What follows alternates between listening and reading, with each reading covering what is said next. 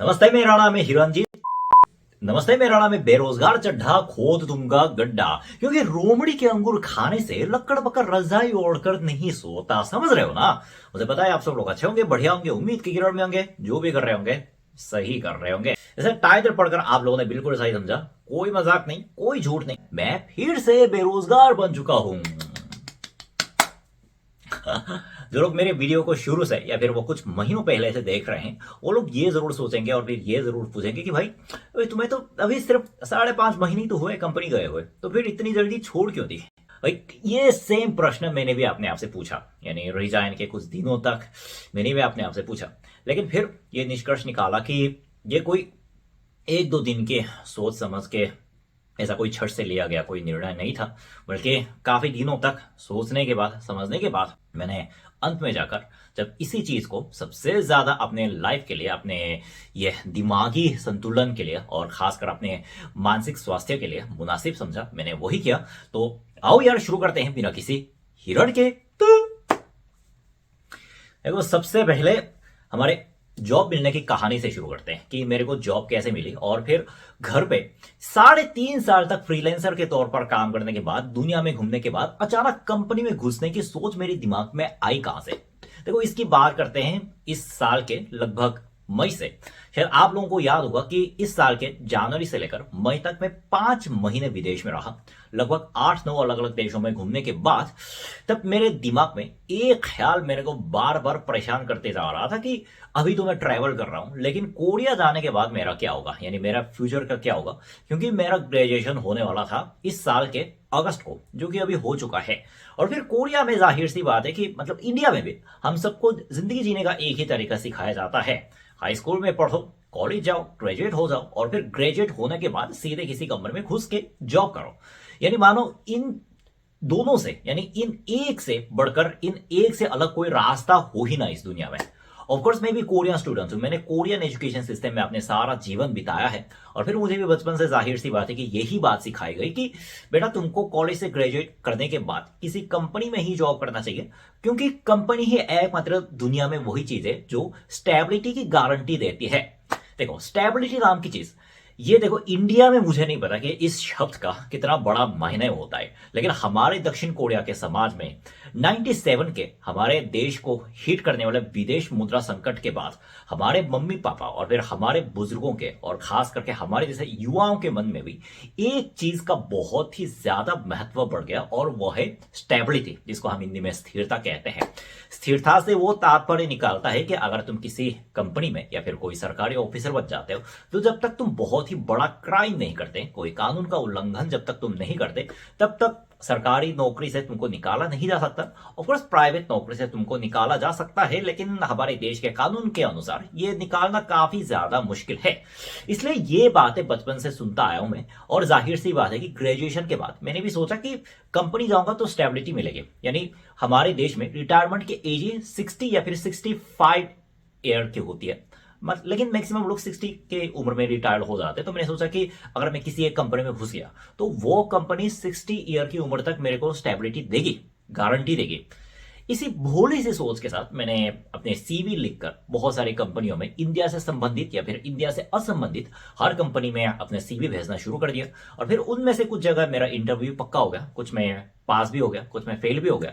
और जिन जगहों में पास हो गया उनमें से इंडिया से रिलेटेड सबसे अच्छी सैलरी देने वाली एक कंपनी का मैंने प्रोपोजर को हाँ बोल दिया, और फिर उसके बाद उसी कंपनी में ज्वाइनिंग मेरा हो गया। हाँ, और फिर उसके बाद बहुत सारे मेरे आसपास के दोस्तों ने पूछा कि भाई तुमको फ्रीलांसिंग का रास्ता नहीं जमता क्या, तुम अचानक कंपनी क्यों चले गए?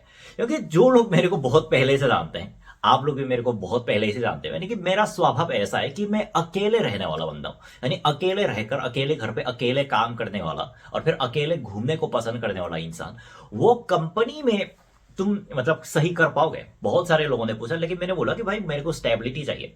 और स्टेबिलिटी के नाम पे उस टाइम में कुछ भी करने को तैयार था, और यही सोचकर मैं कंपनी में शामिल हो गया। और उसके बाद हमारे 3 महीने तक मैंने मार्केटिंग का काम किया, इन सब रील्स बनाए, यूट्यूब बनाए, वगैरह वगैरह वगैरह। इंडिया के नाम पे, मतलब वो इंडियन लोगों को वो दिखाने के, हमारे प्रोडक्ट को कैसे प्रचार करना है, कैसे विज्ञापन करना है, कैसे बिकवाना है, कैसे बिचवाना है, ये सारी चीज़ों को ध्यान में रख के उस टाइम रील बनाता था, मज़ा आता था। लेकिन उसके बाद अचानक हमारे कंपनी में जॉब पोजीशन में चेंजेस आए। जैसे इंडिया में भी हम सरकारी ऑफिसरों के तबादला होता है ना, जैसे किसी को यूपी के लखनऊ से गोरखपुर भेज दिया जाता है या फिर बनारस से बाराबांकी भेज दिया जाता है, ठीक इसी तरह हमारी कंपनी में हुआ। यानी मेरे पोजीशन को अचानक चेंज करके वो दूसरी टीम में डाल दिया, सेल्स टीम में। और शायद तब से लेकर मेरा जो जॉब का संतुलन है वो थोड़ा थोड़ा करके बिगड़ना शुरू हो गया। क्योंकि आप तो जानते हैं कि सेल्स में मैथ्स का दिमाग, यानी हिसाब करने का दिमाग, गणित का दिमाग बहुत अच्छे से, बहुत सही से चलना चाहिए। लेकिन मैं एक ऐसा बंदा हूं जिसने 14 साल की उम्र के बाद अपने लाइफ के मैथ्स नाम की चीज को कभी हाथ तक नहीं लगाया, हाथ तक। मैंने लिटरेचर, कोरियन भाषा, कोरियन इतिहास पढ़ा है, लेकिन मैथ्स नाम की चीज, यानी किसी को हिसाब करना, ये अंकों का खेल, संख्याओं का खेल, ये मेरे लिए बहुत ही ज्यादा अलग दुनिया की बात थी।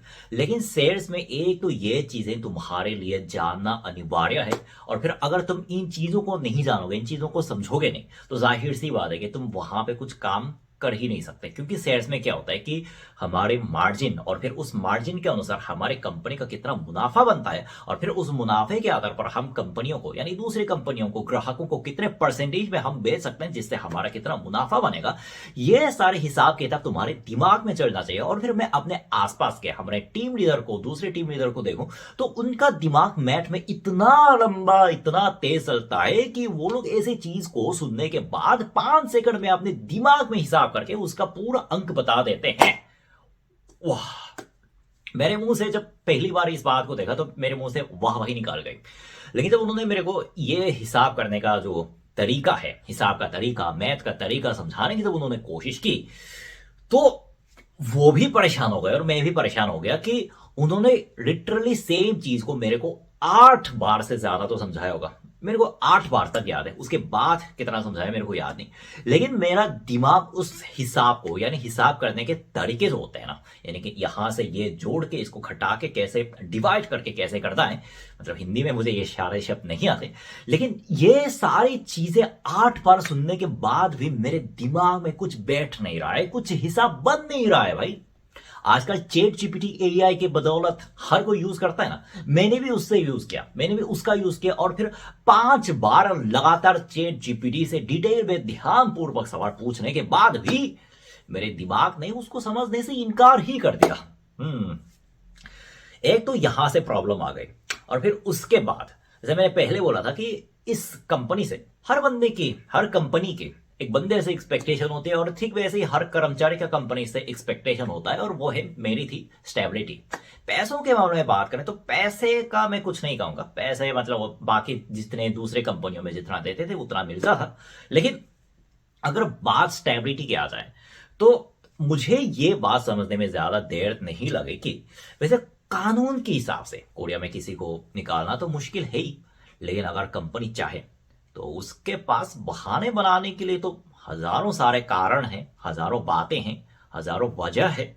और जाहिर सी बात है कि कंपनी को ये डिसीजन लेने में ज्यादा टाइम नहीं लगता। जैसे उन्होंने 1 सेकंड में मेरे जॉब के पोजीशन को चेंज करके मेरे को सेल्स में डाल दिया, जिसके लिए मैंने अप्लाई ही नहीं किया था। और फिर उसके बाद अपने दोस्तों के साथ जो हुआ, और फिर कंपनी के सीनियरों ने जो अनुभव किया, उसको देखने के बाद मेरे मन में कई प्रकार के प्रश्न, कई प्रकार के ख्याल आने लगे कि मैं जिसकी तलाश में, जिसकी उम्मीद में इस कंपनी में आया हूं, स्टेबिलिटी या फिर कोई और मेरा भी सपना था, क्या वो वास्तव में इस दुनिया में मौजूद है भी या नहीं, और क्या मैं इस कंपनी में काम करके खुश हूं। इन दोनों के बारे में मैंने बहुत सोचा, बहुत सोचा, फिर मेरा जवाब कुछ संतुष्ट स्तर तक मुझे अपने मन में मिल नहीं पाया। और जाहिर सी बात है कि लोग काम करते हैं पैसे कमाने के लिए, जाहिर सी बात है पैसे सबके लिए इंपॉर्टेंट होता है, लेकिन उस पैसे का मतलब क्या है। जब मैंने इस बारे में सोचा तो मेरे मन में ना इसका उत्तर तुरंत निकल नहीं पाया।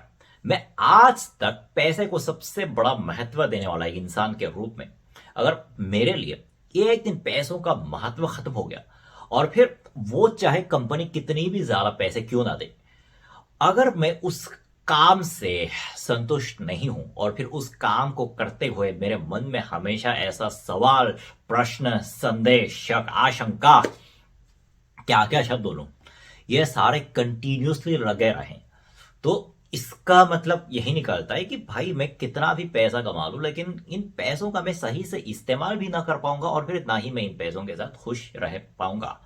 हाँ, यह सोच काफी दिन तक मेरे दिमाग में चल रही थी और फिर जो अंत में निर्णय लिया उसका नतीजा आप देख सकते हो। हाँ, अभी मैं घर पे बैठ के फिर से बेरोजगार के लाइफ में वापस आ गया हूं और घर पे जो पहले कुछ कुछ काम करता था वो तो अभी भी कर रहा हूं और मेरे यूट्यूब भी है। और बस यार, आज के वीडियो में इतना ही। उम्मीद करता हूं आप लोगों को इस वीडियो के माध्यम से मेरी कहानी जानने को मिल गई होगी, जिसके बारे में जानने की शायद ही किसी को इच्छा होगी। लेकिन मैं वापस आऊंगा और मजेदार वीडियो के साथ। तब तक सावधान रहो, सुरक्षित रहो, सीखे को सबक सबको। जय हिंदुस्तान, जय साउथ कोरिया।